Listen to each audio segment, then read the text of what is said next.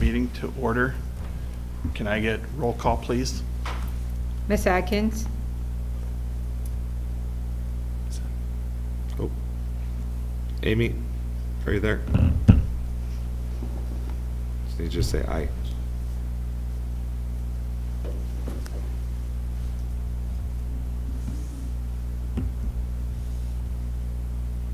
She's trying to talk, but it's not showing up. Okay. Okay. Ms. Wonder where that McDaniel? is. Mrs. Peterson? Mrs. Sheffel? Here. Mr. Sorensen? Here. Mr. Sturm? Here. Mr. Wright? Here. We'll move to approval of the April 7th, 2025 budget hearing agenda. Can I get a motion to approve, please? Motion to approve. Second. Vote, please. Ms. Atkins? Yes. Mrs. Sheffel? Yes. Mr. Sorensen? Yes. Mr. Sturm? Yes. Mr. Wright? Yes. Okay.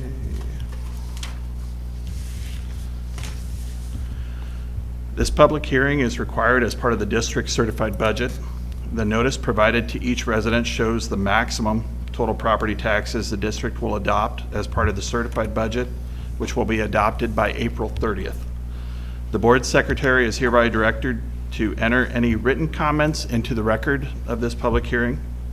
For those of you in attendance, thank you for being here today. We value your input and are interested in hearing your comments. For those of you listening online, if you wish to provide comments, please submit those comments online, and board members will be provided a copy of the comments to review.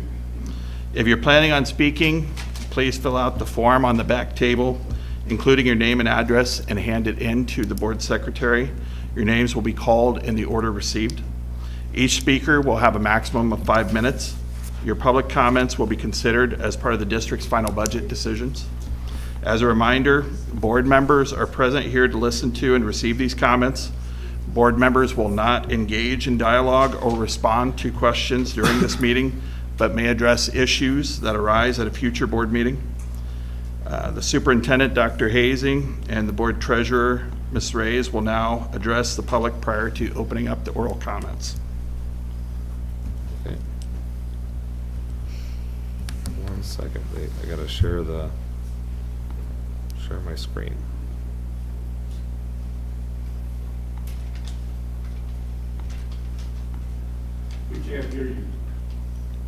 Yep, 1 second.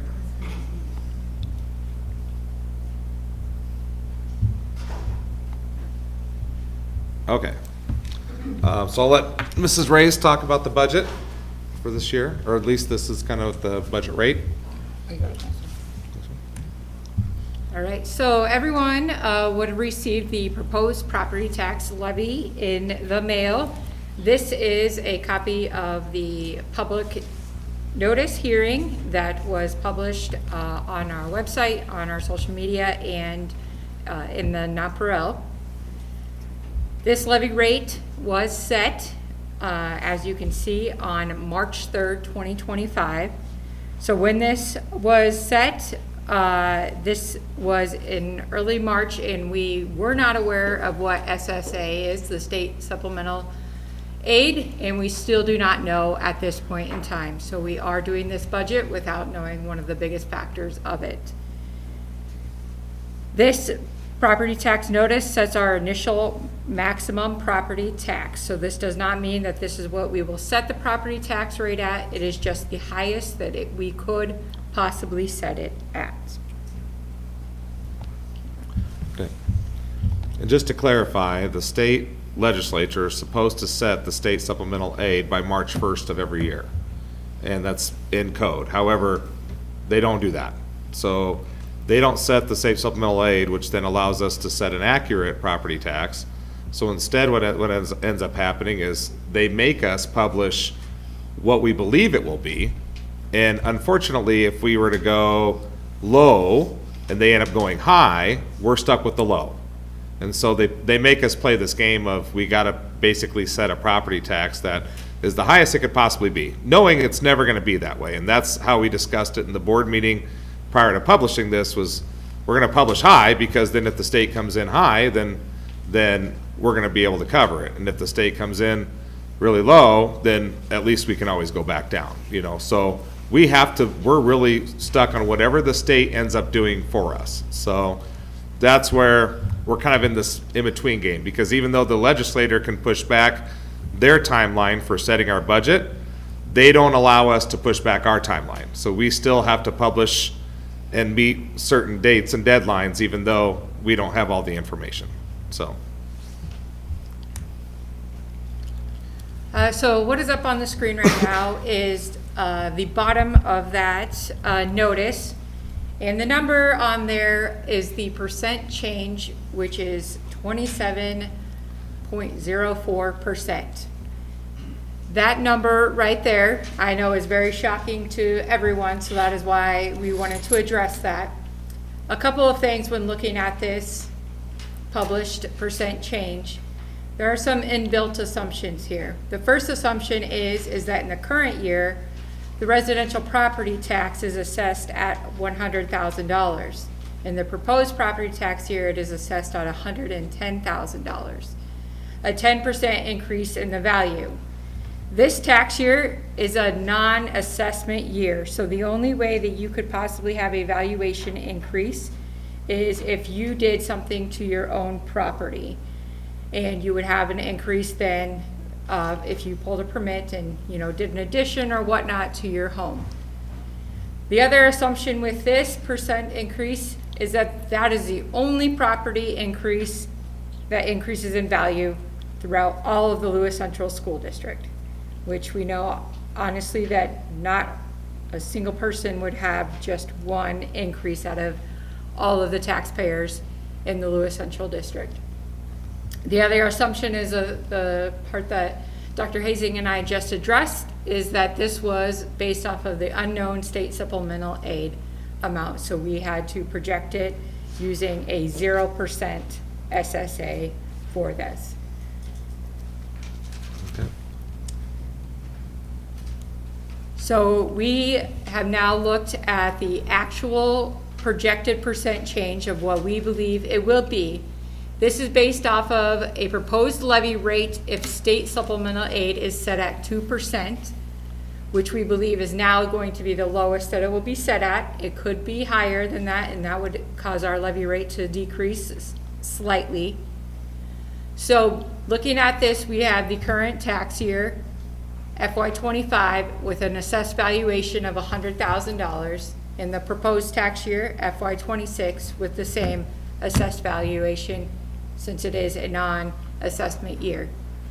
We have the taxable valuation, which includes the rollback percentage. So of that $100,000 for FY '26, $47,432 would be the taxable valuation. The levy rate that we are looking at now with that 2% SSA is $11.29743 per 100,000. So your tax rate, dollars per thousand, your tax rate for $100,000 assessed property is going to be $536, which would be a 12% increase. And that increase does include the $1 increase from the general obligation bond that we voted in November.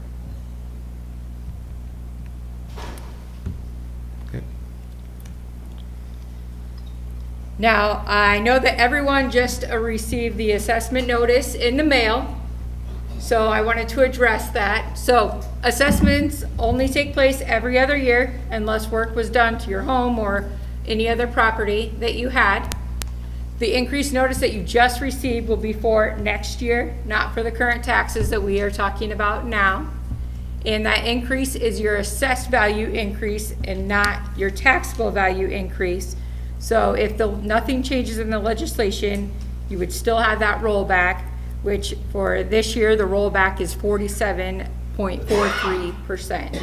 So of that assessed valuation increase, only 47% of that would be considered taxable for figuring your taxes. That's it. Yep, you have anything?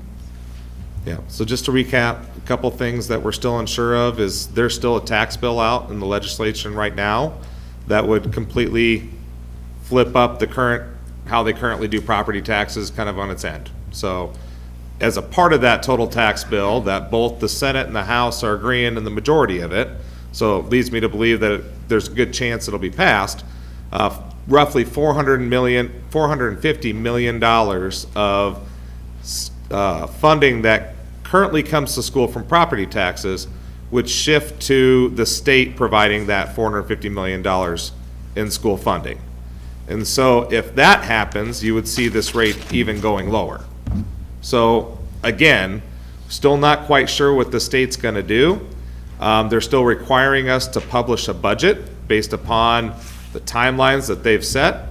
We're estimating now, from a lot of conversations with state legislators, it's looking like it's probably going to be about a 2% increase. So then the only increase you would see on our or on our tax rate that would go up would be the $1 levy that was voted in the fall. And that's why we went from $10.28 to $11.28 or 29 cents. So that would be the only increase that the school is looking at right now. If the state comes in and they rule, that they are going to pass that tax reform and they're going to move a lot of the funding from homeowners to the state, you'll probably see a decrease. I don't know if that would be for this next year. I don't know if it'd be for the year after. But again, it's all dependent on legislatures, on what the legislator wants to do. What we're doing here is we're setting a tax rate based upon the information that we have and a timeline that's provided by the state. And the only increase that we have is the 2% increase provided by the state, and then the $1 that was voted in the fall for the general obligation bond.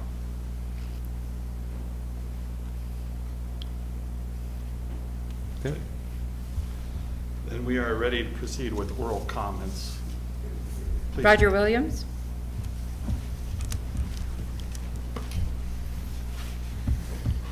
Hi, in regards to the statement you just made about the property tax situation, state money comes also out of my paycheck. Sorry, whether you're gonna take me here or take me there, it's still gonna get taken. So I guess that's just a rob Peter, pay Paul. And in this assessed valuation, Well, I know mine went up $40,000, and I listened to her statement about that. But I guess I have two questions. Reason for proposed property tax exceeds the current property tax. The district is on a budget guarantee due to the combination of declining resident enrollment. Well, 6 months ago, we voted on a bond issue, that one of the big items in the bond issue was the increase in enrollment. But yet I'm reading here, it's a declining resident enrollment. Makes me very confused. So that dollar that you were talking about, we sure could have done without that at that rate. And your LED light and your Titan Hill lighting, I'm reading on here, a bid approval of tonight. I guess I would be very curious to know the cost of the total lighting bid for both buildings, and how long it would take to recoup the cost of any energy savings. 5 years, 10 years? And apparently nobody's gonna answer any of these questions tonight, so I guess I'm done. Yeah. Now, one of the things I will address here is the LED lighting conversation is on the regular agenda. This is the board hearing agenda. They're two separate agendas. So I'm not allowed to comment on the board here, on what's on the board agenda during the board hearing. We have to keep, those separate. If you stick around for the regular board agenda, you'll hear all that as far as the lighting goes. As far as the student enrollment goes, how we receive funding, how every school in the state of Iowa receives funding is every student that lives in your district is assigned a dollar amount per head. And so that's how we get our budget. And then what ends up happening is every student that open enrolls out, we send money to those schools, and every student that's open enrolled in, they send money to us. So they collect the property taxes and they send it, we collect property taxes, we send it. We had a declining open enrolled out population. So the number of students that lived in our district that are open enrolling out is going down. The number of students that live in our district in general is remaining the same, if not increasing. And one of the other things you'll see is we're now starting to track the number of students who are attending parochial schools or other charter schools in the area. So again, how the state continues to look to fund that. Right now, they're saying they're going to take care of it, but we do have to track it. They do now set aside the money and we have to send it, okay? So when we talk about that number, it's not that our student population is declining. Our student population is staying, this last year stayed relatively the same after an increase of about 130 students. So our student population that attends Lewis Central, relatively the same. The population of students who live in our district and open enroll out, so the money that we would receive and otherwise send out, that is what's dropped. And so because of that, it looks like we have a decline in student or in district enrollment as far as students that live in the district. But as far as those students that attend our school, no difference.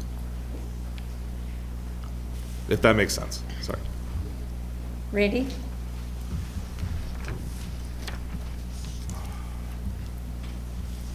Just two questions.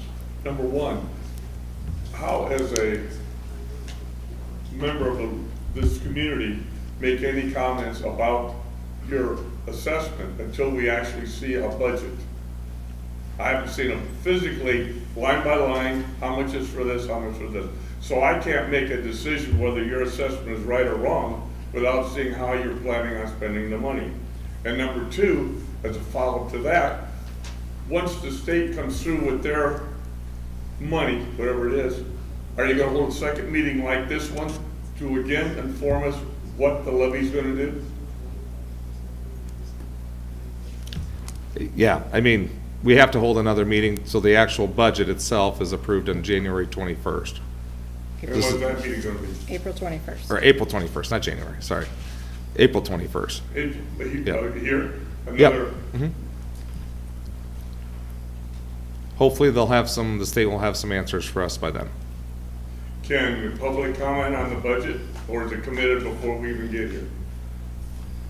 How does that one work? Yes, there is a public hearing. that will be held on the 21st. And there will be public comments.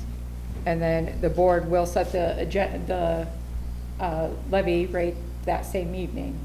Okay, So, beautiful. but it will Okay. be after comment would be Do you made. know what time that's gonna be? 7 PM is the public hearing. In this building here? Yes, Okay, thank you, ma'am. yes. Jody?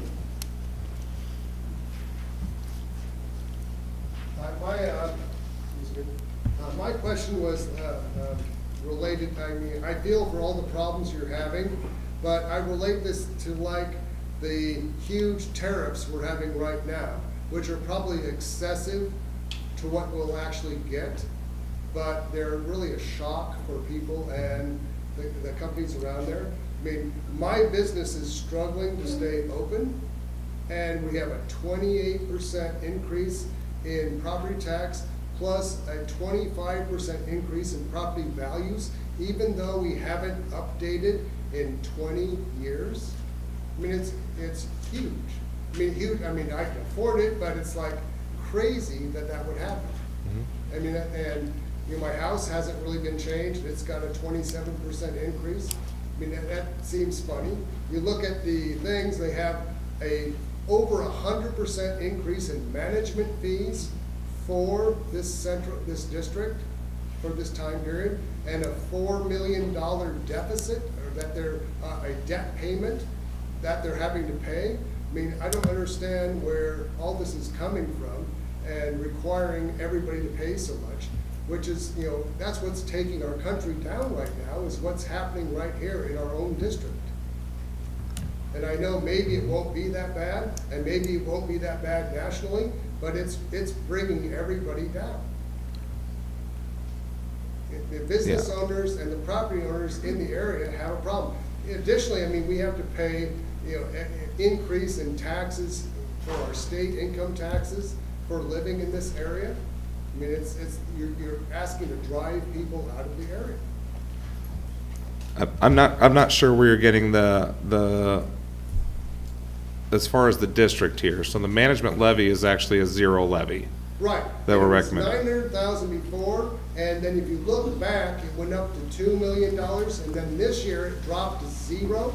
How did it drop from 900,000 to zero, and then increase their debt level to $4 million? It's an accounting shift in money. Accountants constantly do things like that to hide where they're putting money or spending money. I deal with that all the time, where they put money off into another year and another year just to make it look like they're making or losing money. That's what's happening in your district.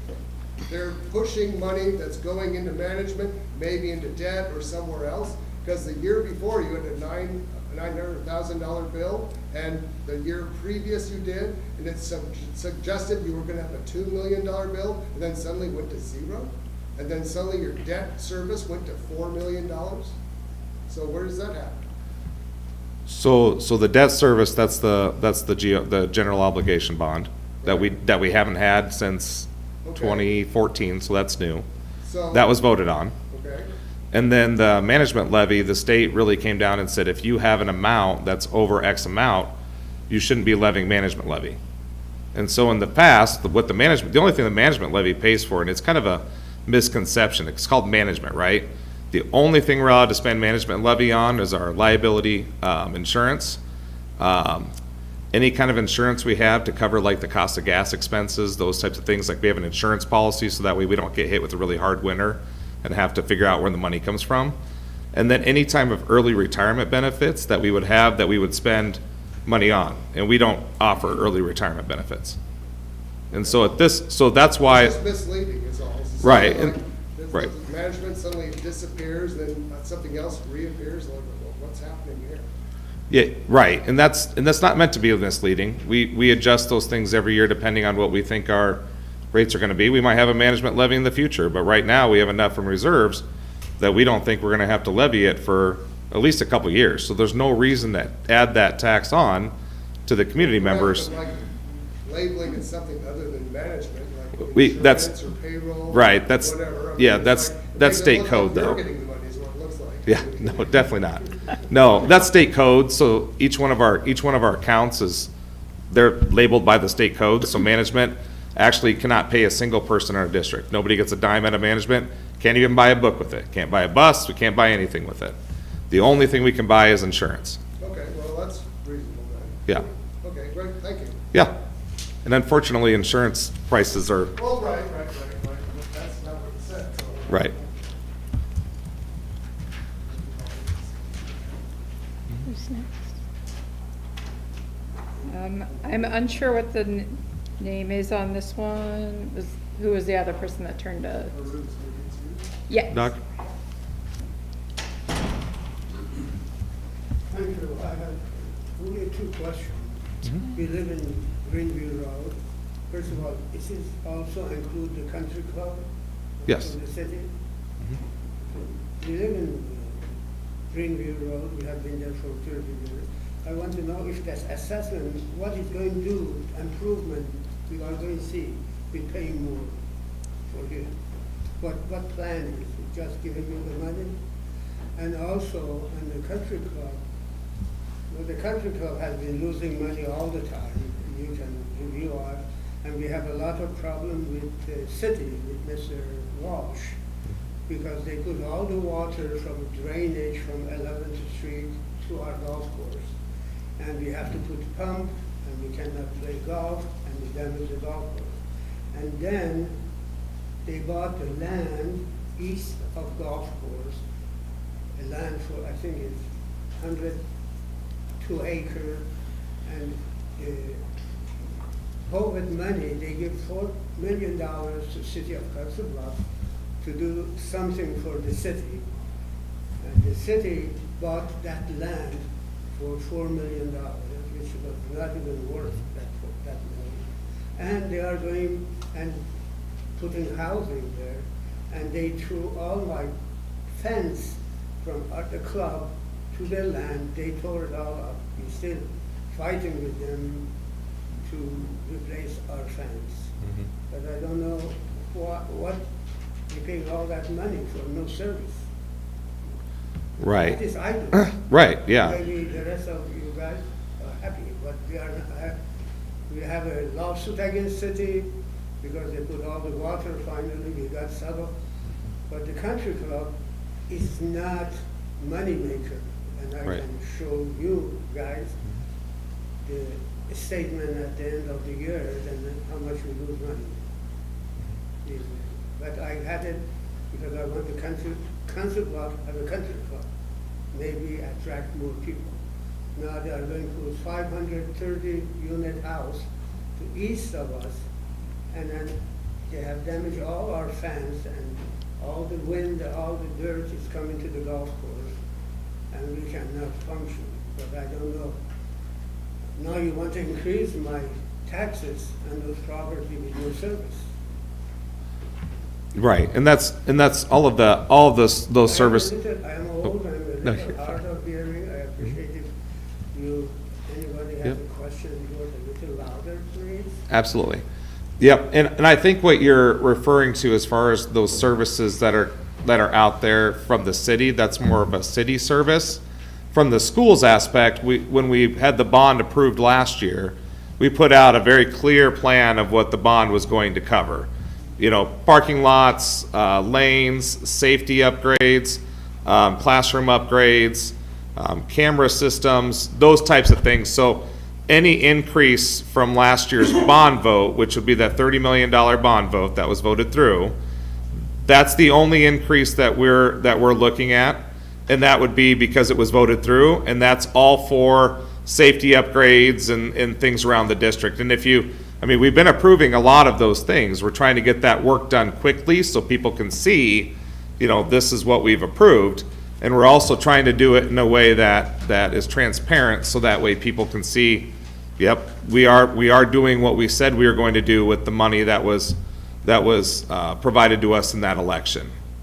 I appreciate and congratulate you for that job, but as far as I am concerned, you haven't done anything for me.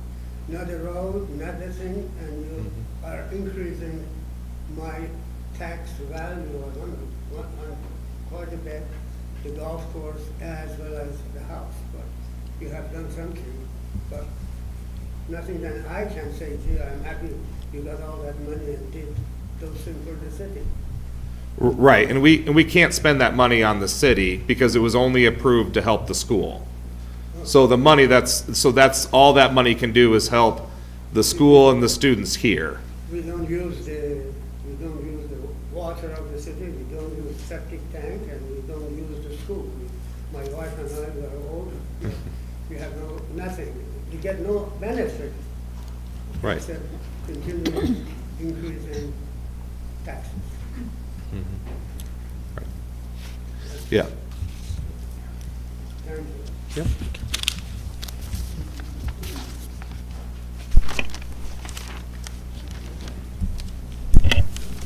That was it? That is all the names. Okay. Did we have any written comments submitted? No written comments submitted. Okay.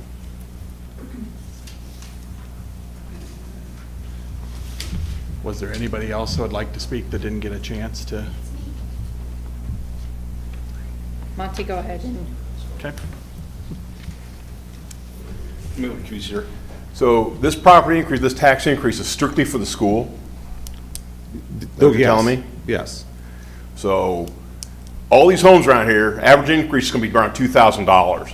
That's a lot of money for a school, for kids, for every year. Where's it all going? Seriously, I mean, that's a, that's a lot. You just basically took my house and I can't even sell it now, it's so high in taxes. Well, we don't set the valuation. Yeah, Right. So the average increase as Andrew was 500 per showing- thousand. Not 500 per thousand. I can go back to the presentation.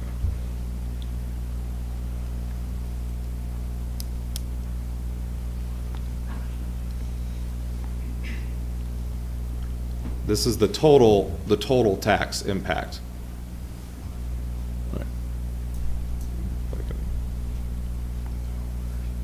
Would be 536 per thousand. And then, 100,000. Average home around here is Per well hundred. over 400,000, or Per hun- 300,000. right, per 100,000. And- Per 100,000, so And just so you- last year was 477 per 100,000. Yeah. Right. So you're going up almost 2,000 a year on an average house around here.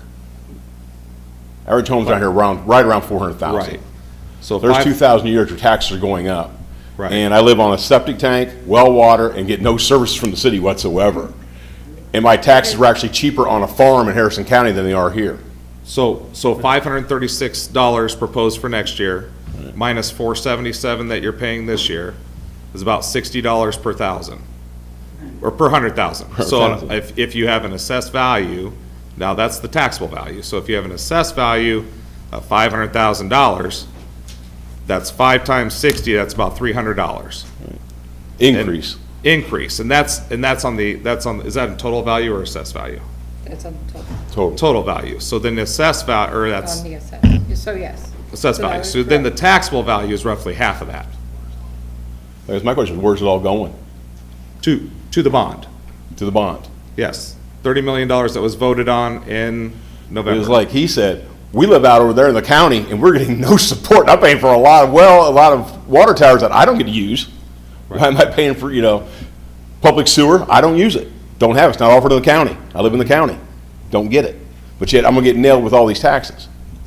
Right, and we don't have anything to do with the city or the county taxes. On the notice that you guys received, everyone, there is a public hearing for the county and there is a public hearing for the city that is similar to this. Schools are just listed first. I know the city of Council Bluffs is tonight. I'm not sure when the county's is, but everyone else has public hearings that are similar. Yeah, ours is strictly for the school. And so you would look at probably an average increase of a couple $100 for the school. And I have no kids here. Yeah, right. Can I send my dog up here? You see my money out of it?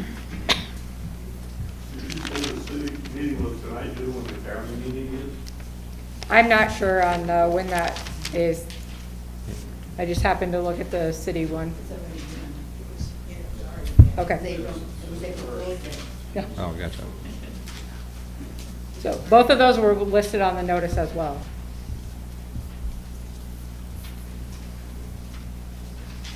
Okay, were there any other oral comments? with the thing is that people are reacting to is with the combination of the increase and the increase in assessed value, that's what's magnifying what's happening. I absolutely agree. 12% increase is not that big of a deal. I mean, it's not comfortable, but it's not bad. But you add another 25% onto that, and you're looking at almost a 20% increase in cost. And that's what's bothering. Well, and I think, remember. That's not your fault, but Right. that's just what's happening. Yeah, and that's what it looks like. In reality, it's 12% on your current valuation because next year your current valuation, Goes up, well, for the next year. right.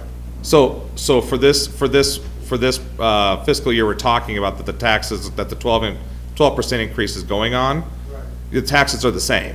Well, right, but I mean, you have to. Next you have year, to, like, realize, right. I mean, you're gonna, hopefully I'll live next year and then have to, I mean, Yeah. I'm trying to, project forward.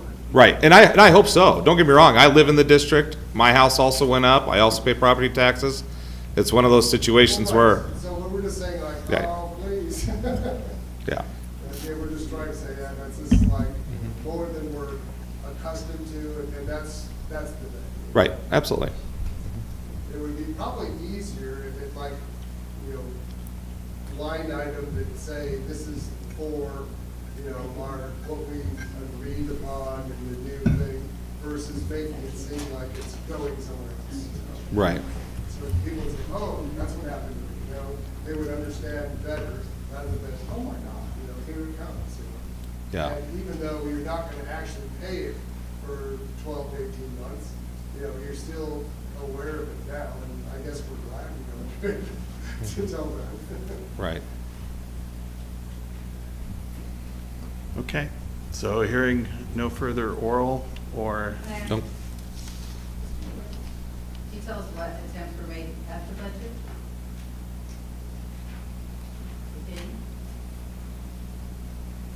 Again, To cut the budget? to cut the school's budget before you made the raise that. So the state sets our budget. So the state says the budget is X amount of dollars per thousand, or X amount of dollars per student.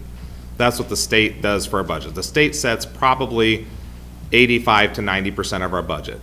The only thing that the board has authority over are things that are related to our facilities. So they have authority over a small physical plant and equipment levy, and that's essentially it. Outside of that, it's whatever the community votes in. So the community voted in another plant and equipment levy, and then they've also voted in a general obligation bond.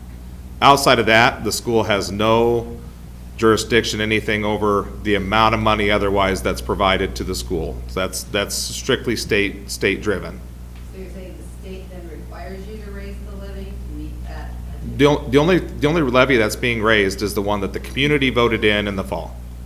That's the only levy that's being raised, which is the general obligation levy. Yes. So is there any way that we can encourage the state to provide more assistance? Because the state has a surplus, and they're cutting taxes across the board. So why Right. don't they provide more support? And I think that's what they're trying to do in this new tax bill. I think they're trying to take on, right now, how school funding works is the state sets the amount per pupil. Let's say it's $8,000 per pupil, okay? That's what the state sets. And then they say, based upon your valuation in your district, how much of that falls on the taxpayers and how much of that falls on the state. So they're the ones that figure that piece out. And then they pass that on to us, and we have no other duty but to say, okay, yeah, that's the way it is. How could we influence that? So what they're trying to do, from what I understand, is they're trying to pass a new tax bill that would essentially raise the amount of money that the state's providing out of their surplus and then lower the amount of property taxes that you're paying for schools. Now, whether or not they'll get that passed, I would assume so. Both of those are very similar in the House and the Senate. What But- else will they do with it? Yeah. Again, we are very much outside of what the community votes for. We are very much at kind of the mercy of the state. So maybe we should organize a way to achieve that goal. Yeah. We're done. I pass on that. okay. Then at this time, we will move to adjourn the budget public hearing meeting. Can I get a motion to close? Motion to close. Second. Okay. Vote, please. No, just all All in favor? All in favor, say aye. Aye. Aye.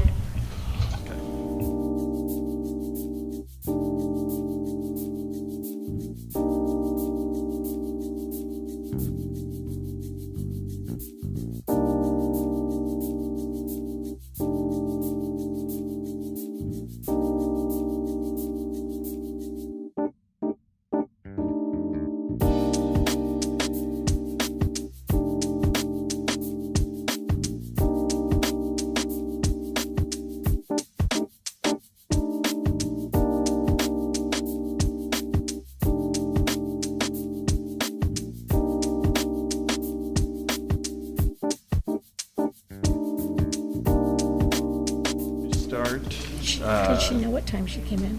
our regular board meeting. So sorry we're a little bit late, but Thank you. we'll go ahead and call it to order. May we get a roll call, please? Miss Atkins? Here. Mrs. McDaniel? Here. Mrs. Peterson? Mrs. Shuffle? Here. Mr. Sorensen? Here. Mr. Sturm? Here. Mr. Wright? Here. For approval of the April 7th, 2025 agenda, can I please get a motion to approve? Motion to approve. Second. Okay, vote, please. Miss Atkins? Yes. Mrs. McDaniel? Yes. Mrs. Shuffle? Yes. Mr. Sorensen? Yes. Mr. Sturm? Yes. Mr. Wright? Yes. At this time, I would like to open the public hearing per Iowa Code 26.12 for the 2025-26 school calendar revision. Okay. Because we had a change in our master contract, the teachers went from 192 days down to 190-day contract. We are looking at, we have to make an adjustment to the calendar. While we were making adjustments, we kind of sent it back out and said, are there any other small adjustments that want to be made?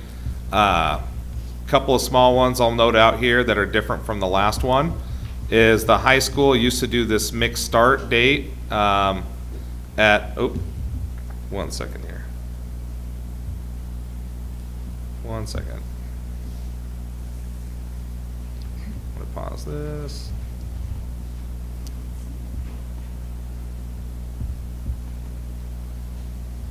Got the wrong one up.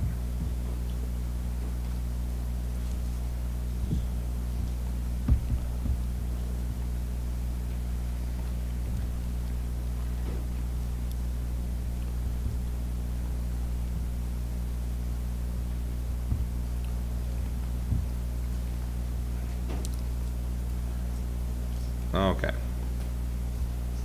Right here.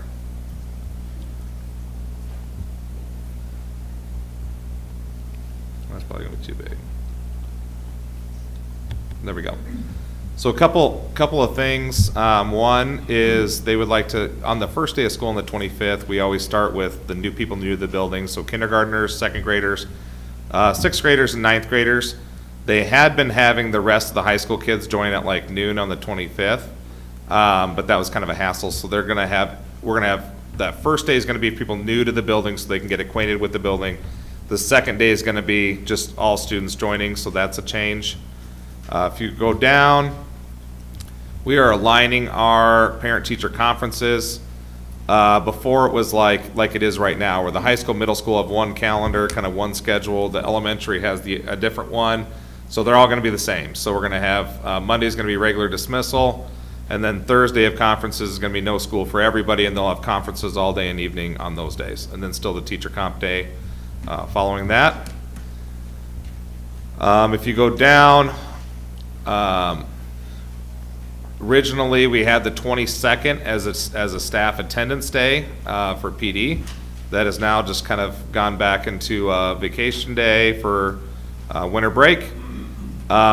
Everybody, because according to master contract, we can't have anybody work on the 2nd, or any of the certified staff work on the 2nd. So everybody's going to join back in on the 5th. So we like to have a transition day coming back, so staff can come back. Unfortunately, because we have to run our end of our semester testing that week, we'll just have everybody come back on the 5th.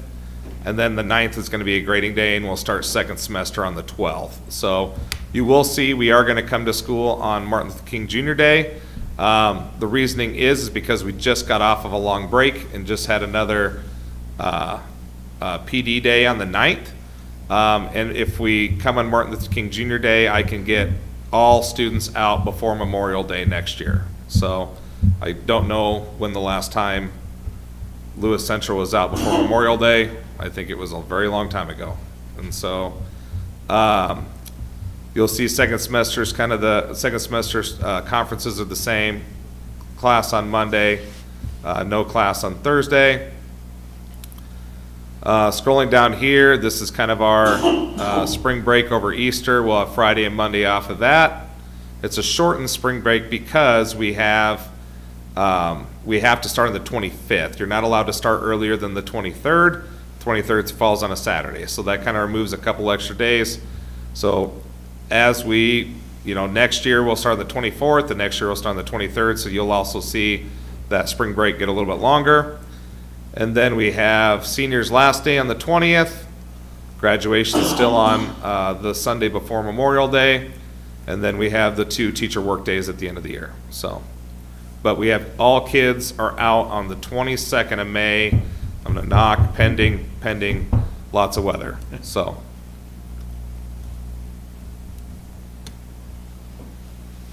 Okay. Do we have any public comment related to the calendar for next year? I have a question, even though I'm not involved anymore. What about teachers that have students in the district? If all the conferences are at the same time, will they be able to attend a conference in another building? Yes, we always allow that. We allow you to go and attend a conference, Since so. I'm not, I just sub now. Oh, yeah. So, That's a perk of working for the district, is you get to go to your kids' stuff, I've so, worked for them a long time. yeah. Did we have any online? Okay. And at this time, we'll adjourn the public hearing regarding the school calendar revision, and we will move into commendations, good news. So I have welcomed, I have some high school academic award honorees, so I'm gonna have Mr. Vin Chattel, our high school principal, come up and introduce. Thank you guys for waiting. All right.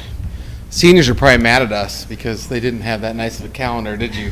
I was thinking that as you go through that. I was like, oh, they missed that. So I'm super excited to be here tonight and share some great news with you. I think, and after sitting through the open hearing, I think this is a good reminder of what we do with our taxpayer dollars and these phenomenal kids and how we support them and grow them into fine young individuals. So I'm here to share about, the Hawkeye 10 is our conference, much like the Big 12 or the Big 10, only much smaller. But the Hawkeye 10 is our conference that Lewis Central is a part of. And as a part of that, we are one of the only conferences in the entire state of Iowa that actually does an academic team. We're pretty proud of that because most of it is around sports. But we do an academic team. The team is comprised of 22 students, and every school gets one participant. So that means 11 of the 22 are already kind of accounted for. So there's 11 at-large spots. And this year, Lewis Central was honored with 6 of those spots as the Hawkeye 10 team. So we're pretty excited about that. But first, I want to talk about the character award winners. So each school in the Hawkeye 10 has the ability to pick a character award winner. This person is voted on by the staff, and they're nominated or voted on because of their beliefs, attitudes, and actions that exemplify the 6 pillars of character. This year was a little bit unique because we've never had such a landslide vote, and I already told her this. Where are you at, Hannah? Come over here. I've never had a student earn over 50% of the votes from staff members on the character award winner, so that just speaks very highly of her and of her character. So congratulations to Hannah Moore. She's our character award winner. We can clap for her. Thank you, Hannah. And then the Hawkeye 10 All Academic Team, as I mentioned, is 22 total members in the Hawkeye 10. Lewis Central has 6 of them.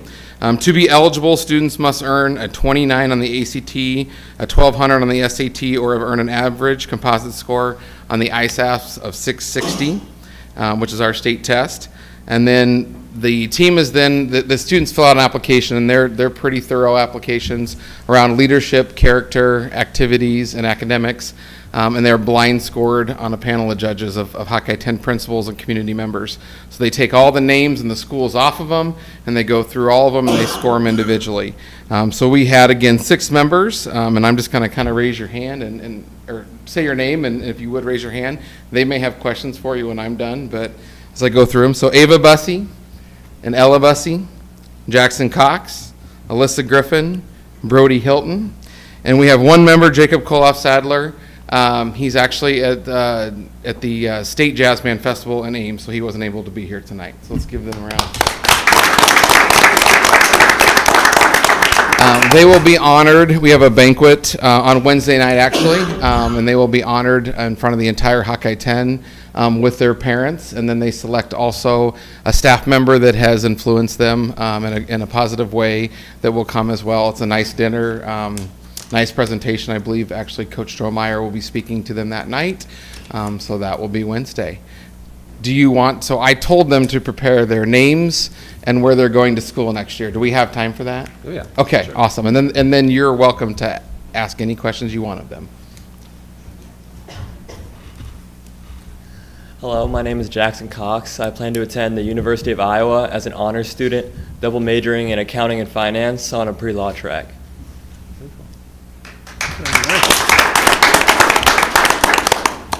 Hi, my name is Hannah Moore. I will be attending the University of Iowa, and I'll be studying pre-law. Hi, my name is Alyssa Griffin, and I'll be attending Oklahoma State University studying architectural engineering. Hi, my name is Ella Bussey, and I'll be attending the University of Iowa studying psychology on a pre-med track.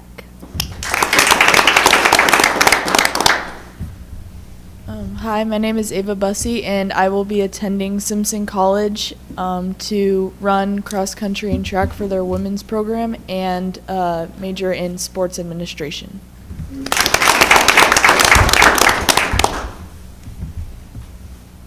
Hi, I'm Brody Hilton. Currently undecided on the school, but I plan to dual major in math and physics.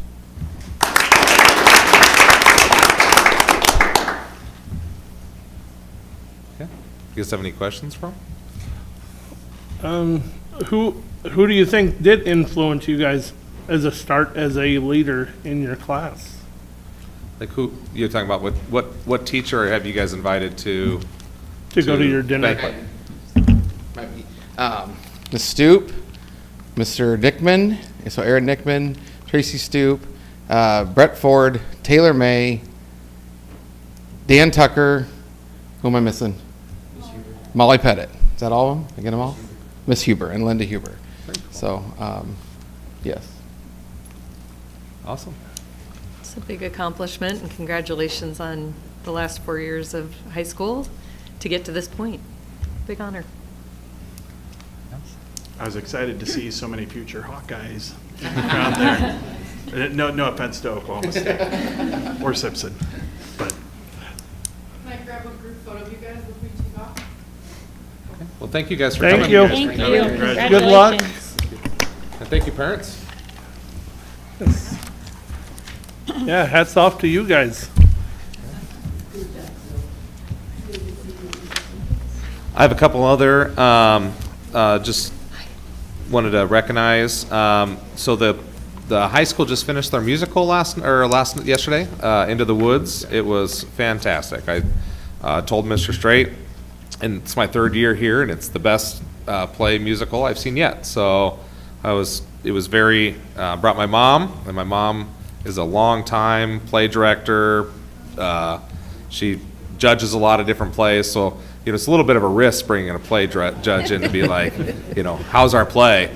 And she had really nothing but really positive things to say about it. So that was really, really neat. Chloe Perfect, she's one of our students. She just finished yesterday. She qualified for the National Drive Chip Putt Contest, and that was out in Augusta at the Masters. And so yesterday, she just finished second in the nation. Wow. So that's awesome.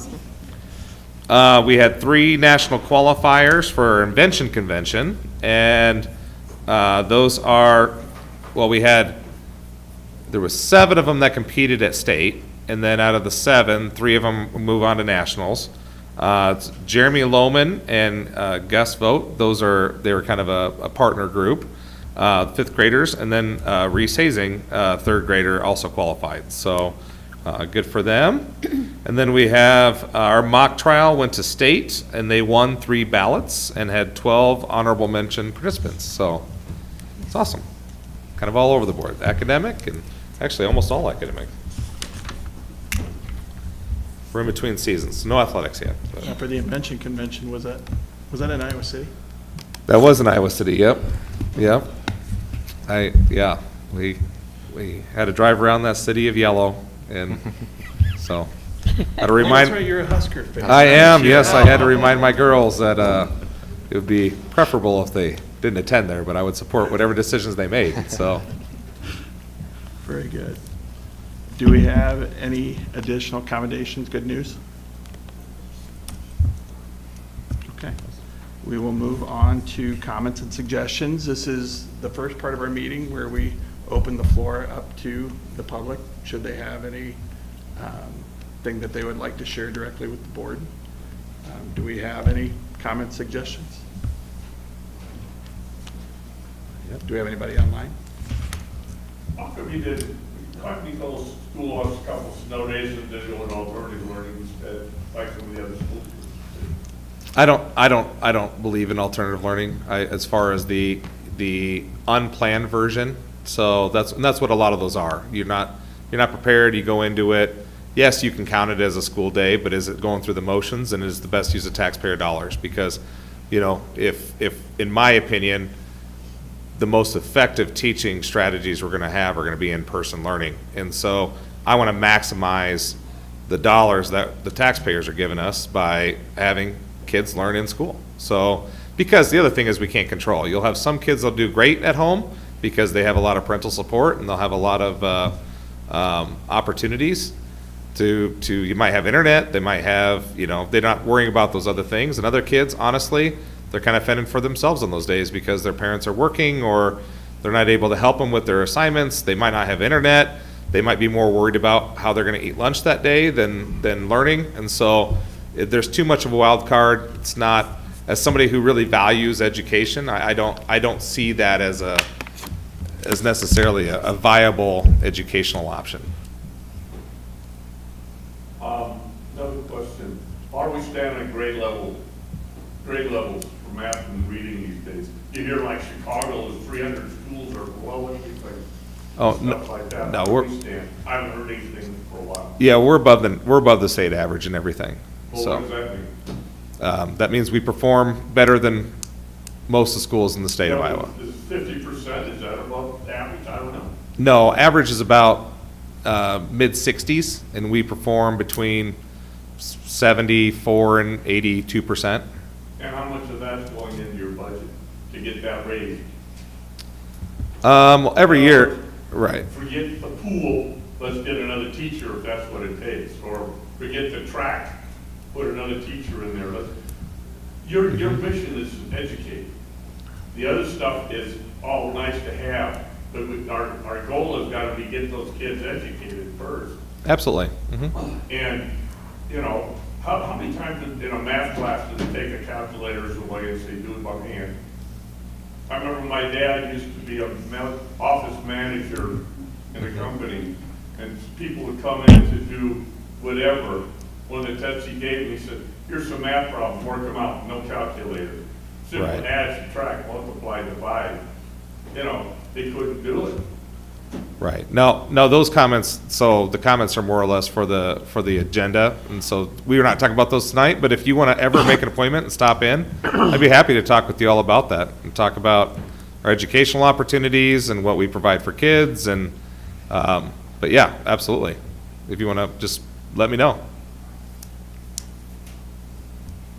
Okay. Do we have any additional comments and suggestions? I guess since I don't know where we're at on the list because I lost track. Oh, We're right up here. Number five. number 5.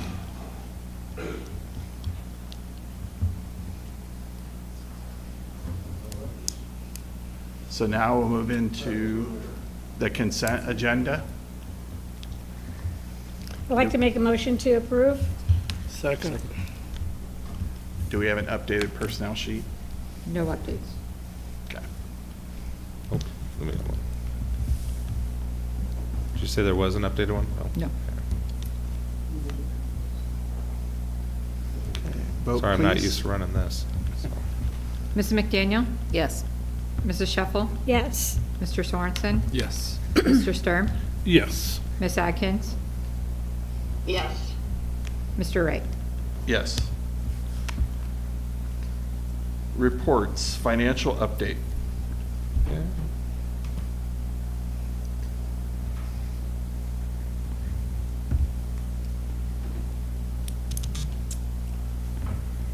So for the finance report tonight, I knew that I was also giving the budget presentation, so I wanted to give you an update of our FY26 budget timeline. So obviously, as of March 5th, I submitted the initial maximum property tax to the Department of Management and to the county auditor. And that was the document that we looked at earlier this evening with the taxpayer statement that was sent to all residents by March 20th. This evening, we did the first public hearing. That notice was published in the newspaper and on the district website and social media on March 20th. So now going forward, hopefully they get some SSA figured out so they can make this budget process a little bit easier for us. April 1st, we will have our second public hearing for the budget. That notice will be published on April 10th, later this week, to meet the 10 to 21 day notice prior to the public hearing. That evening, we will also adopt the 26 budget. And then by April 30th, I will file the budget with the Department of Management and the county auditor. I know this is a new process that we started last year with the legislation change, so I just wanted to make the board aware of where we are in the process and where we are going from here with it. So do I have any questions from the board about the process?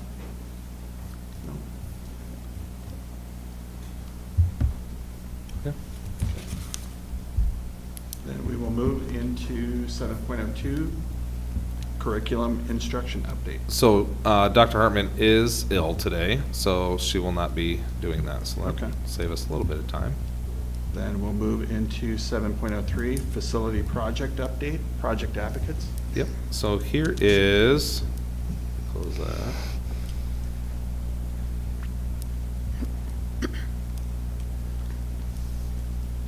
Okay. Let me get a little bigger. So here's our update right now. So as you can see, what you guys will be voting on tonight, high school parking lot, we got a lot of really good bids. The budget estimate on that was 1.9 million. Low right now is 1.3 million, so about 559,000 below budget. The relocation of the tennis court, we thought was gonna be about 1.2 million. Looks like it's about 1.55 million, or 1.055, so that's another almost $150,000 off lower than what we had anticipated. And then the Titan Hill parking lot queuing lane was originally budgeted at 1.5 million. The bid we got in was 438,000, so significantly below. And then we also have the secure entrance bid, which would be the Kraft secure entrance, so we can funnel everybody through into a safe way into the elementary. And then we have a Kraft LED lighting and a Titan Hill LED lighting, and all three of those came in again under budget. So far, about $7 million is what we have allocated or soon to be allocating. That is $2.3 million below the original budgets, estimated budgets, so. And then we just opened up, I guess, what you guys will approve tonight. You won't approve parking lot because we have to do some due diligence with that with our engineers. Same thing with the tennis courts and the Titan Hill. Everything else will be approved and moved forward with. And then I will have Titan Hill's playground and Crefts playground.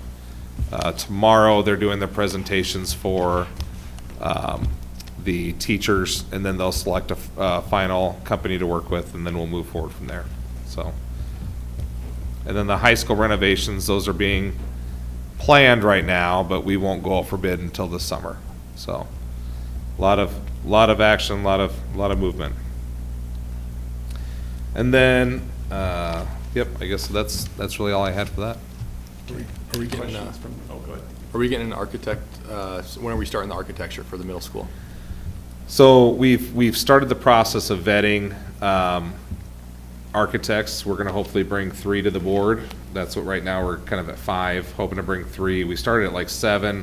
Some people have backed out based on their current schedules or just lack of interest in the project, and so we'll be down to 5, and then we'll kind of determine from there who we're going to bring to the table. So still probably about a month away from introducing those conversations.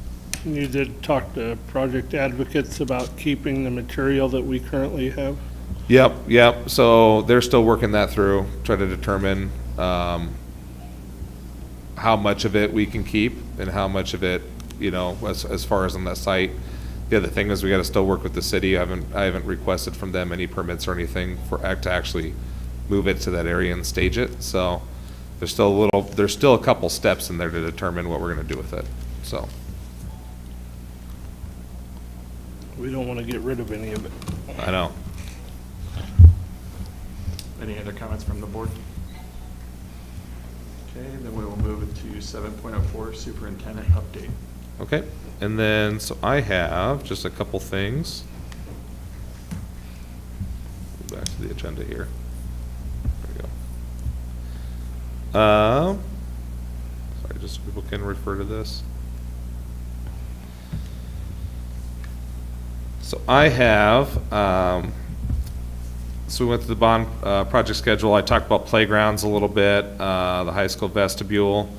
The only other thing I have is just a reminder to the board that we're going to do that board work session prior to the regular board meeting, the board hearing on the 21st. So from 4:30 to 6:30, we're going to talk about strategic planning stuff, and then we do need to have a special meeting to approve those concrete bids, probably on the 14th. I'll be reaching out to you guys as far as trying to determine a time. They really want to do it on the 14th so they can get them scheduled. So if we can figure out a way to do it, even if it's before school, or it only really needs about 15 minutes, so it doesn't really need a lot of time. So otherwise, we're just kind of moving forward. We're doing ISASP testing right now, so in the next 3 weeks, we should have some updated scores. So hopefully we get to see those. But that's about it. Okay, then we will move to 8.01, discussion items, 2025-26 district school calendar revision. And that's just whether or not you guys agree with the revisions and are good. Do you guys have any additional questions about the calendar?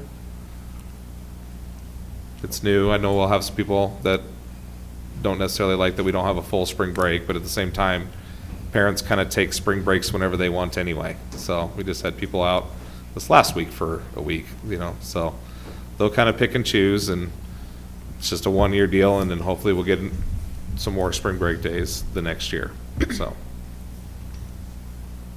Okay, any additional comments from the board? No? Then we will move on to high school roofing bid approval. Yep, I'm going to pull up,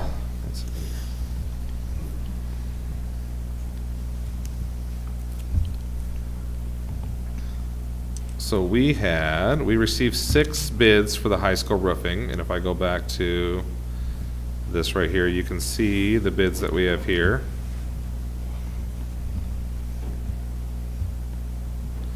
6 bids from the high school roofing. We had Blackhawk Roofing was the lowest at $433,500. Otherwise, we had JR Roofing at $807, 10 Men Roofing at $448, Stag Roofing at $549, Stonebrook Exterior at $457, and then Murray Exteriors at $775. So we had 3 in the 400s. Just to remind you guys that the estimate that they had brought in was about 1.6 million on the roofs, which was 2 phases. So it was $800,000 is what they're estimating for this first round. So about 366,000 below what they had estimated. Any additional questions, comments from the board? Okay, then we will move on to 8.03, Creft Entrance Safety Vestibule. Bid approval. Yep, so we received 4 bids on that, estimated, I don't want that. Estimated cost for the, safety vestibule was, 80,000. Lowest bids came in at 74,000, so pretty much right on what they were estimating. They received 4 bids. KE Flex at 119, Anderson at 886. KC Peterson at 75, so 4 bids, 250, and then Elk Ridge at 74, 554. So they are the low bid. There's no reason not to proceed with that one. Any additional questions, comments from the board? Okay. Then we will move on to 8.04, Creft Security Camera bid approval. So we use a proprietary system with this. We use the same cameras, the same storage. Oh, let me get back to this.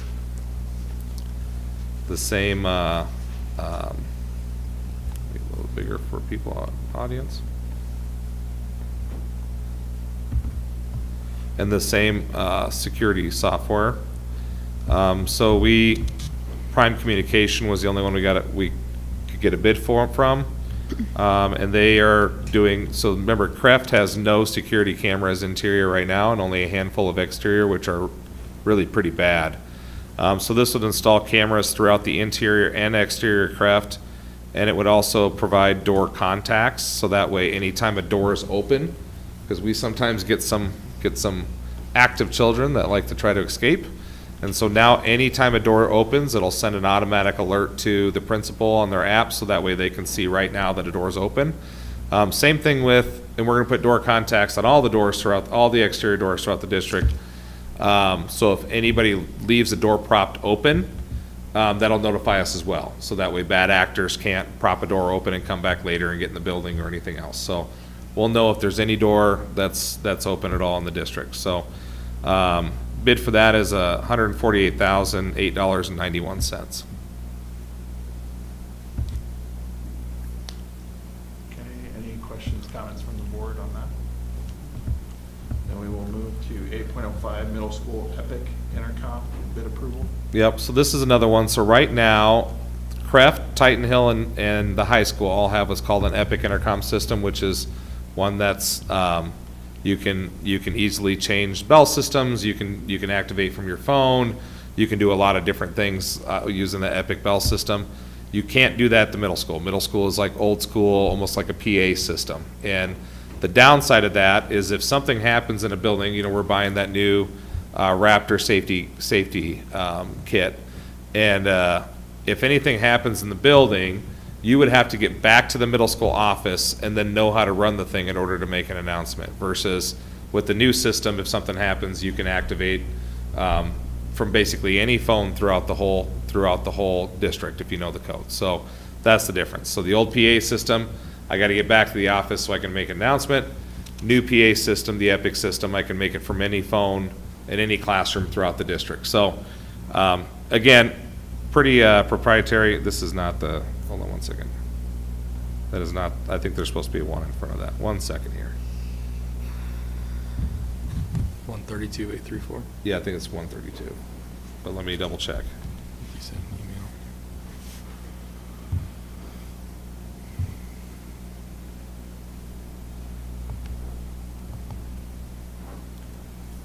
is a clerical Yes. issue. Was that, Yeah, the bid is attached. the bid's attached? Yep, Oh, nice. $132,834.85. Yeah. I talked to Mrs. Reynolds earlier today, and she had mentioned how many more steps There it they is, need to yeah. take compared to what they're doing at the other buildings. Now, one of the reasons it's so much is because they have to run all new wiring because this is not the same system as what we have, so. And this will hit every single room? Yep, every single room, every single speaker throughout the entire district, or throughout the entire building. Right, middle school. And the nice thing about the Epic system is you can technically line up all of the buildings together. So, yep, you control, like I can control all 4 buildings from one location. So if there was an active intruder event and I'm at the high school and I want to quickly notify every building, I can just dial a number and I can notify in every building that there's an active event going on at the high school. Like, and I think that's what counts, right? Like, how fast can you get that notification out there? So. Okay, any additional questions or comments from the board on the Epic system? Okay, then we will move to 8.06, Craft LED light bid approval. So the Creft bid approval is, this one is for,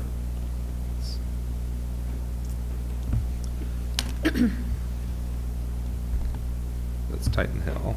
Creft is, oh, here we go. Okay, Voss Electric, so they are a state vendor, so we just get one bid and then they go out and they get different bids from electricians because they provide the product, but they organize everything.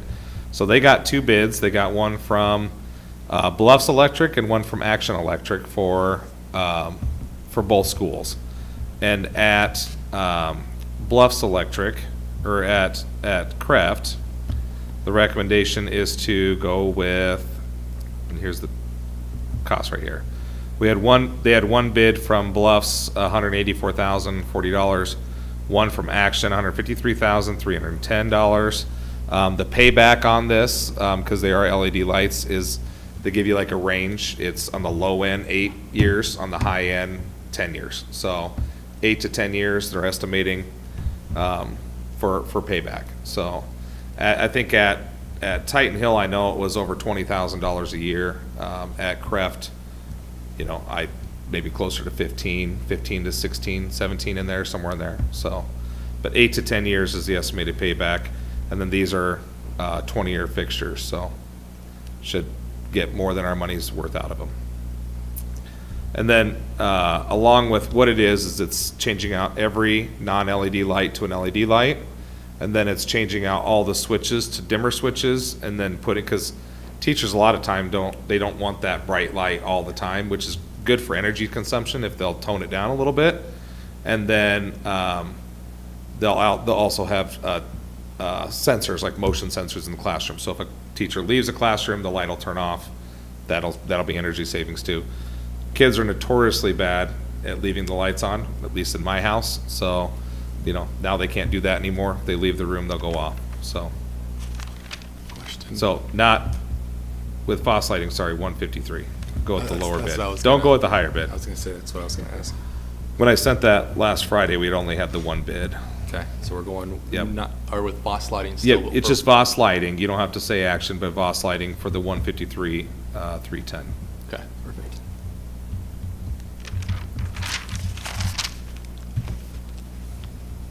Was this just internal lighting or exterior as well?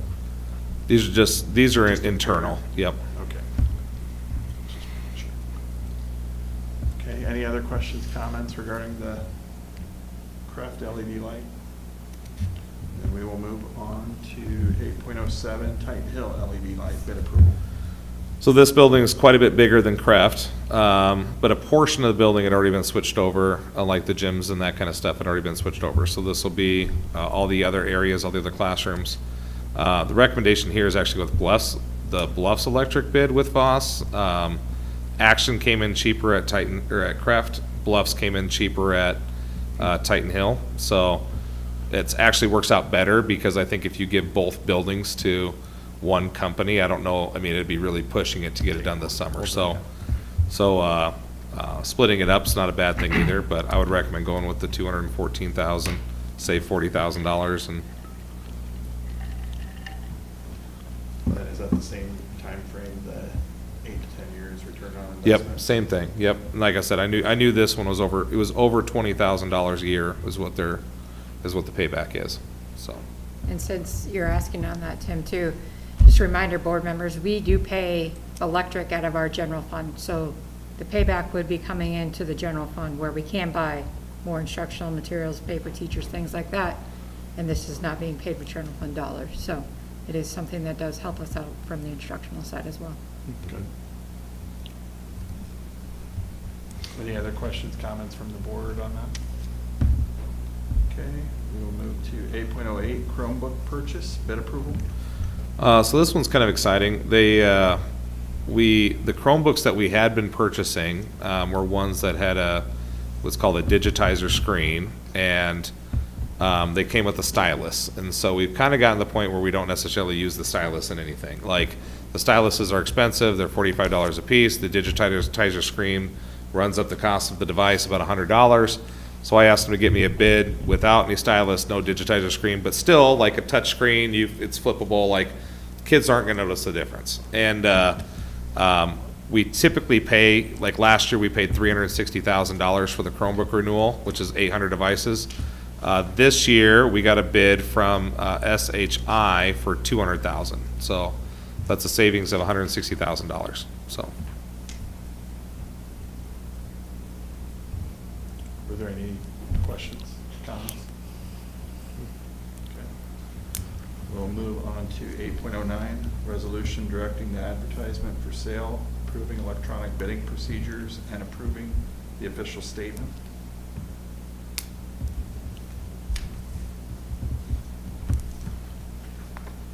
And this is just, this is just a procedural thing, sorry.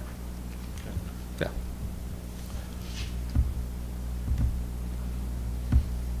They're gonna sell the bonds either way, this just allows it to be done electronically, so. Somebody doesn't have to fly in with a bag full of cash, so. I know a guy.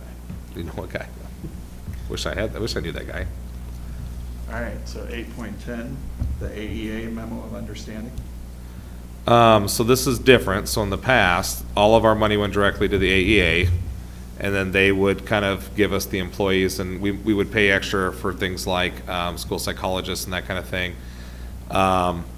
Now with the new model, the money comes to us, and then we have to purchase it from the AEA. So it's looking like we're spending more money to the AEA, but in reality, it's just because the money's coming to us. And so we have leaned up our services because there were things that the AEA provided that we didn't necessarily utilize, or it wasn't necessarily a priority for us. And so that's the other thing. You got to be a little bit more picky and choosy when you have the dollars instead of just flowing through and you're purchasing things. So these are the items that we would like to continue to purchase from them.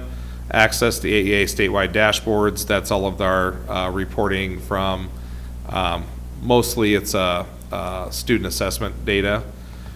E-rate, which they help us provide or work with the government to get federal funds for our technology. English language learner consultant days. We have a couple ELL teachers. I don't know that we necessarily have an expert. So it's nice to have 10 days of somebody that will come in and work with because we have a growing ELL populations, English language learners. So it's nice to have that additional support.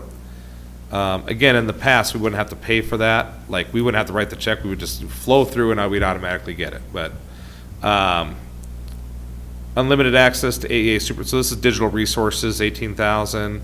Early childhood consultant days. So this is who works with our preschoolers to make sure that we're compliant. We receive funding. That's at 53,000. Mental health social worker, 85,000. We do get some operational sharing dollars with that, so it's 85,000 we pay up front, and then we get about $16,000 back. And then we are going to expand our school-based interventionists and our special education representatives. So 132,000. So overall, The amount that's on here is about $250,000 less than we had been, than the money that flowed through. So we had, the money would just flow through before, now we pick our services, so we're actually saving about $250,000, so. Although before it was just nice and neat that we didn't actually have to approve anything, so. The last one with the special education days, how many days is that adding for that? That's now, so that's 5 addition, so this is how it works out. It's so we can get everybody for 5 days a week, so. Okay. So they have X amount of dollars, because we still have 90% of our special education dollars go straight to the AEA. So then they allocate you days of services based on your need, or what they perceive your level of need are. So we were getting approximately 3 or 4 days, depending on building, per building for services and for that special education representative. And so we're just purchasing the other days just so we get them full-time. Full-time. So, Okay. but. Were there any additional comments, questions on the memo of understanding? Okay. Then we will move to 8:11, high school painting bid approval. So this is an exciting one. So we were looking to paint the commons area, the hallway that runs down, the athletic hallway, and then the gymnasium, ceiling and walls, and because we're redoing the HVAC in there, so when you tear out all the old stuff and put the new stuff in, we gotta paint. And then the wrestling room, because we're tearing out all the HVAC in there, we're doing the same thing. We're tearing out the floor in there as well. So I had originally budgeted, based on my knowledge of painting, about $90,000 for this work. And the low bid came in at $46,400. So it's a ton of painting. It's a company out of Neola. They actually were the ones that painted our auditorium, so. But I was. You've used them before? What's that? So we've used them and had a good experience We with have, them? yep, I've had good experience with them, yeah. I don't know, but Paint Pulse and Larson are also great companies too. Just, it's hard to say no to about a $20,000 savings, so. Any additional questions, comments on the high school painting? Okay. Then we'll move to 8.12 and 8.13. So 8.12 is discussion regarding matters of employment conditions for employees not covered by collective bargaining agreement. So per Iowa Code 21.9, refers to a meeting of a governmental body to discuss strategy and matters relating to employment conditions of employees who are not covered by a collective bargaining agreement under Chapter 20, and it's exempt from this chapter. So for the purpose of this section, employment conditions mean areas included in the scope of negotiations listed in section 20.9. The board is exempt from having these discussions as part of an open board meeting. So I'd like to recommend that we move to closed session. May I get a motion to move to closed session? It's exempt session, so we need no motion. The what? You just make it's an exempt session, so you just say that we're going into exempt session. No motion needed. Okay. Do you want us to?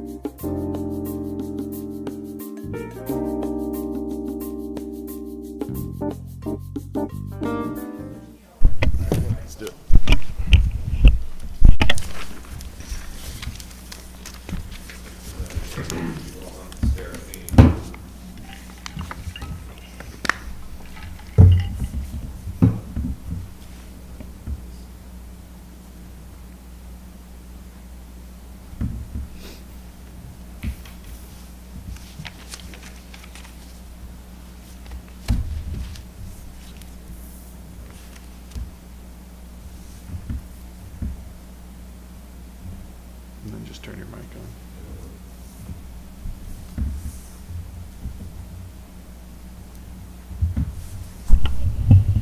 Okay. Okay. And we are back from closed session. So we will start to move through our action items. 10.01, 2025-26 District School Calendar Revision. Mr. President, I'd like to make the motion to revise the calendar as presented for the 2025-26 school year. Second. Vote, please. Mr. Sorensen? Yes. Mr. Sturm? Yes. Ms. Atkins? Yes. Mrs. McDaniel? No. Mrs. Sheffel? Yes. Mr. Wright? Yes. 10.02, high school roofing bid approval. Mr. President, I'd like to make the motion to approve the high school roofing contract with Black Hawk Roofing for $433,550. Second. Vote, please. Mr. Sturm? Yes. Ms. Atkins? Yes. Mrs. McDaniel? Yes. Mrs. Sheffel? Yes. Mr. Sorensen? Yes. Mr. Wright? Yes. 10.03, Creft Entrance Safety Vestibule bid approval. Mr. President, Yes. I'd like to make the motion to approve the Creft Safety Vestibule contract with Elk Ridge Construction for $74,554.98. Second. Vote, please. Ms. Atkins? Yes. Mrs. McDaniel? Yes. Mrs. Sheffel? Yes. Mr. Sorensen? Yes. Mr. Sturm? Yes. Mr. Wright? Yes. 10.04, Creft Security Camera bid approval. Mr. President, Yes. I'd like to make the motion to approve the Creft security camera and door contact contract with Prime Communication for $148,008.91. Second. Vote, please. Mrs. McDaniel? Yes. Mrs. Sheffel? Yes. Mr. Sorensen? Yes. Mr. Sturm? Yes. Ms. Atkins? Yes. Mr. Wright? Yes. 10.05, Middle School Epic Intercom bid approval. Mr. President, I'd like to make the motion to approve the middle school Epic Intercom contract with KCAV for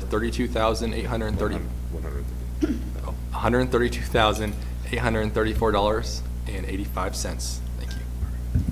Second. Vote, please. Mrs. Sheffel? Yes. Mr. Sorensen? Yes. Mr. Sturm? Yes. Ms. Atkins? Yes. Mrs. McDaniel? Yes. Mr. Wright? Yes. 10.06, Creft LED light bid approval.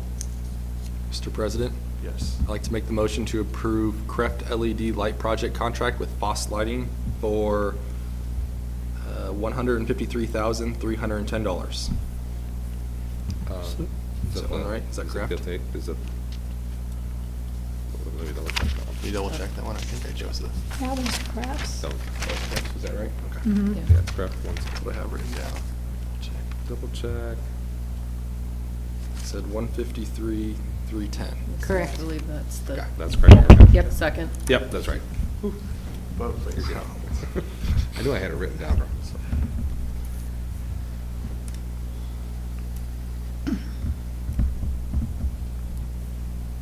Or Jen was the second, sorry. Mr. Sorensen? Yes. Mr. Sturm? Yes. Ms. Atkins? Yes. Mrs. McDaniel? Yes. Mrs. Sheffel? Yes. Mr. Wright? Yes. 10.07, Titan Hill LED light bid approval. Mr. President, Yes. I'd like to make the motion to approve Titan Hill LED light project contract with Foss Lighting for $214,350. Second. Vote, please. Mr. Sturm? Yes. Ms. Atkins? Yes. Mrs. McDaniel? Yes. Mrs. Sheffel? Yes. Mr. Sorensen? Yes. Mr. Wright? Yes. 10.08, Chromebook purchase bid approval. Mr. President? Yes. I'd like to make the motion to approve the Chromebook purchasing contract with SHI for $200,000. Second. Vote, please. Ms. Atkins? Yes. Mrs. McDaniel? Yes. Mrs. Shuffle? Yes. Mr. Sorensen? Yes. Mr. Sturm? Yes. Mr. Wright? Yes. 10.09, resolution directing the advertisement for sale, approving electronic bidding procedures, and approving official statement. Mr. President, I would like to introduce the following resolution and move for its adoption. Resolution directing the advertisement for sale of approximately $20,500,000 general obligation school bond, Series 2025, approving electronic bidding procedures and approving official statement. Second. Vote, please. Mrs. McDaniel? Yes. Mrs. Shuffle? Yes. Mr. Sorensen? Yes. Mr. Sturm? Yes. Ms. Atkins? Yes. Mr. Wright? Yes. I declare the resolution adopted. 10.10, AEA Memo of Understanding. Mr. President, Yes. I'd like to make the motion to approve the memo of understanding with Green Hills AEA as presented. Second. Vote, please. Mrs. Shuffle? Yes. Mr. Sorensen? Yes. Mr. Sturm? Yes. Ms. Atkins? Yes. Mrs. McDaniel? Yes. Mr. Wright? Yes. 10.11, high school painting bid approval.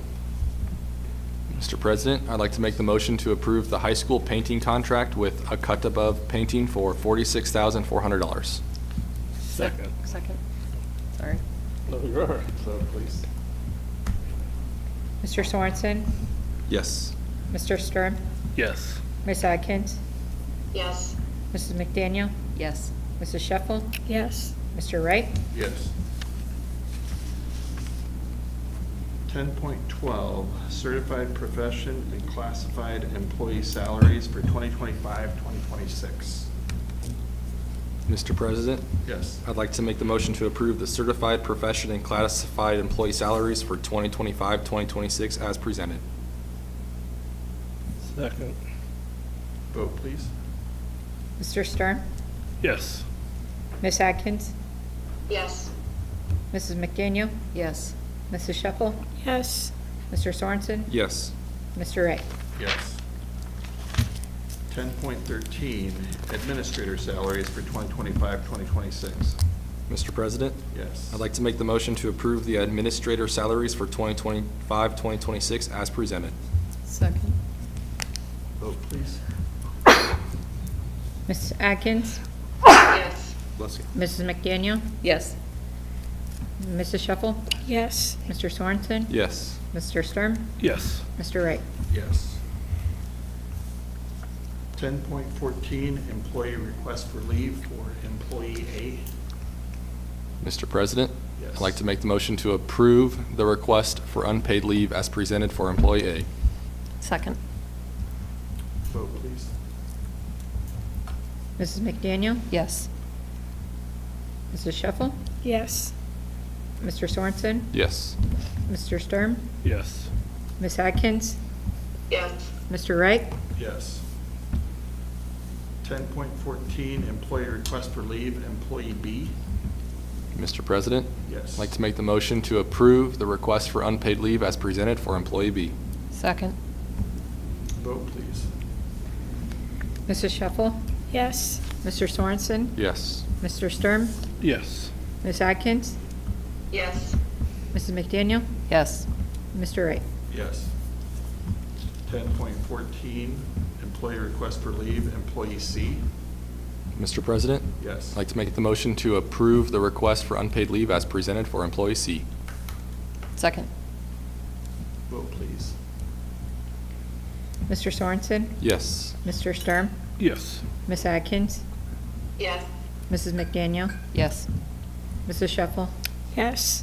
Mr. Wright? Yes. 10.14, employee request for leave, employee D. Mr. President, I'd like to make the motion to approve the request for unpaid leave as presented for employee D. Second. Vote, please. Mr. Sturm? Yes. Ms. Atkins? Yes. Mrs. McDaniel? Yes. Mrs. Shuffle? Yes. Mr. Sorensen? Yes. Mr. Wright? Yes. 10.14, employee request for leave, employee E. Mr. President, Yes. I'd like to make the motion to approve the request for unpaid leave as presented for employee E. Second. Vote, please.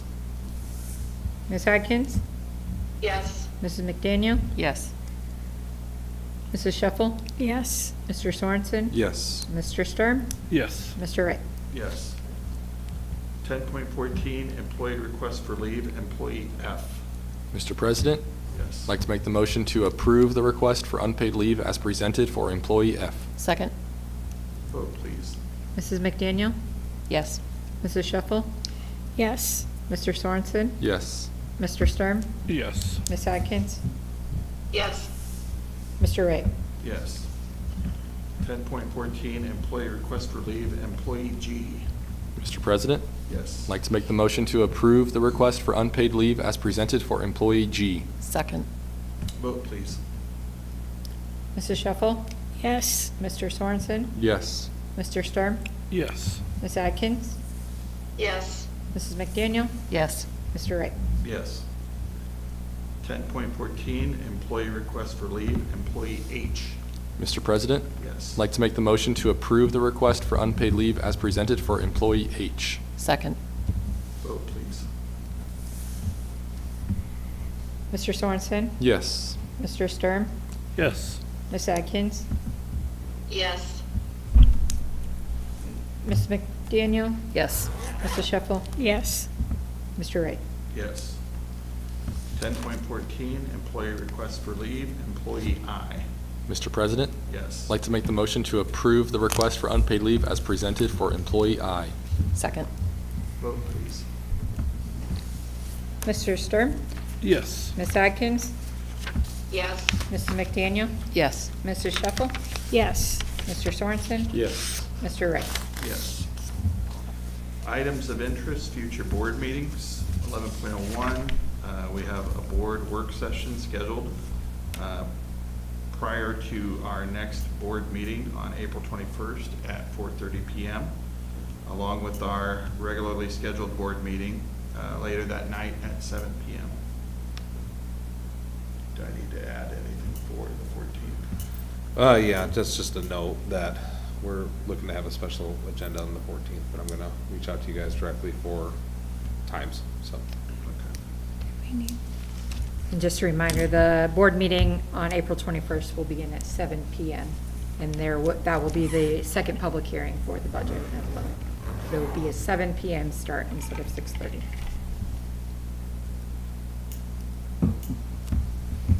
Okay, then at this time, seeing no other items on our itinerary, can I get a motion to close? Motion to adjourn. Second. All in favor, say aye. Aye. Aye.